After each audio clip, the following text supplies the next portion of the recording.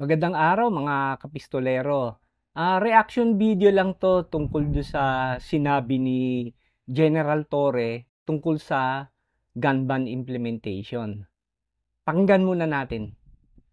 Magpapatupad po ba tayo ng suspension sa permit to carry firearms?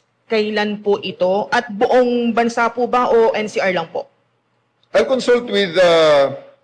consult with my higher authorities. I'll take guidance from whatever the SILG and the other agencies that has oversight over the PNP will say.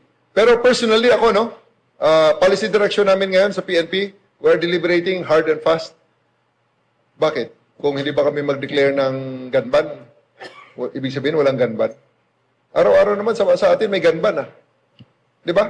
Subukan mo magdala ng baril dyan na walang lisensya at malalaman mo kung ano epekto ng gun ban kahit na hindi naka-declare ng gun ban. What I'm saying is that maybe you have to examine because the gun ban will only affect those legal gun owners, those responsible gun owners na nagpapakahirap na pumila dyan sa FEO para kumuha ng lisensya, kumuha ng drug test nila na requirement at kumuha ng neuropsycho ng ilang oras para makakuha lang ng LTAP, license to own and possess. So, yan ang apektado ng gunman eh. Yan ang mga apektado. Tapos mag-a-apply ng PTC. Yan ang mga tao na apektado ng gunman. We believe that the criminals, may gunman o wala, may dalang baril yan. So, yan ang sinasabi ko sa ating mga pulis. Ang stance palagi ng ating mga field units dapat ay parang as if may gunman. Mag-checkpoint tayo, mag-check ng baril. Pag makita ang baril may lisensya, let them go. Because that is their karapatan. That is their privilege na in-applyan nila, na iginarant naman ng Philippine National Police under the auspices of our law.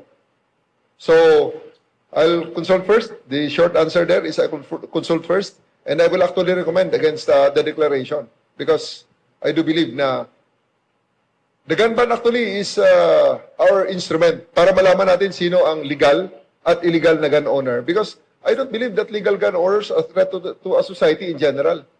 The legal, kaya nga legal sila na gun owner eh.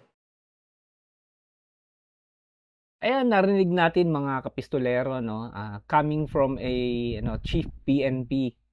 Talagang maganda yung sinabi niya,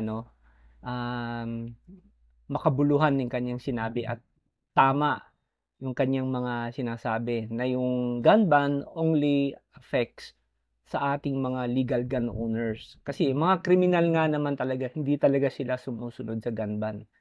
At naobserbahan ko din, mga kapistolero, alam ni General Torre kung gaano kahirap talaga ang dinadaanan natin mga gun owners para lang makakuha ng LTAP, para maging isang responsible, legal, na sumusunod sa batas na gun owner. Alam niya yung mga hirap, yung na-describe nga niya, di ba? Kumukuha tayo ng neuro, kumukuha tayo ng drug test, tapos kung ano-ano pa mga requirements ang sinasubmit natin, pabalik-balik tayo dun sa FEO, dun sa one-stop shop. Alam niya lahat yan, yung mga paghihirap nating mga gun owners. And tama rin naman po yung sinabi niya, na yung gun ban, lagi naman may gun ban, pero gun ban para sa mga kriminal. 'Di ba tama rin naman yung sinabi niya na maglatag kayo ng checkpoint o mag-checkpoint kayo at pag nakita yung legal gun owner naman yung may hawak ng baril, may mga papers yung mga niya, pakawalan niyo na, 'di ba? Ibig sabihin, hulihin niyo yung mga bad guys, yung mga wala talagang hindi talaga lisensyadong baril. Kasi yun naman talaga ang gumagawa ng krimen. Well, ito, minsan lang to.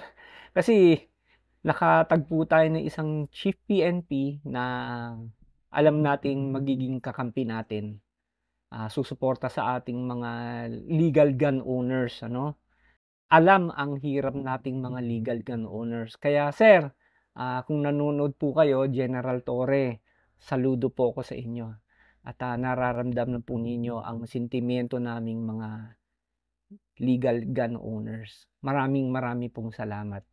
Well, mga kapistolero, maikli lang naman to. Reaction video lang naman to tungkol do sa sinabi ni General Torre tungkol sa gun ban.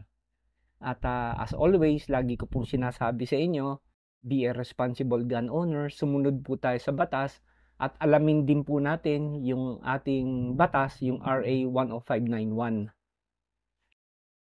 Sige, maraming salamat mga kapistolero. Maraming salamat sa panonood. Magandang araw po muli.